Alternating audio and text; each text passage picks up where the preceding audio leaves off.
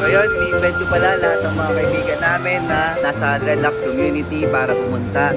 Lalo-lalo na dyan sa Bicol region, man, ini-invite ko kayo sa gagawin kong seminar sa March 23 and 24. 2-day seminar yon tungkol sa Dreadlocks. Basic and advanced technique ang ituturo ko doon mga kap. So sana pumunta kayo, especially sa lahat ng mga Bicolano, men. So yun, maraming salamat. First, Irisine Music and Art Festival. Samahan nyo kami doon. Let's go. So, gusto ko pala ipakita sa inyo yung pwesto namin ngayon dito sa may Bulinaw, Pangasinan. Bing! Eh! Sarap!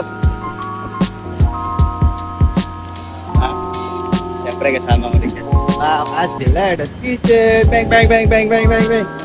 Ayun, kita kids! Kerosene Sorsogon. Let's go! Kamala mo.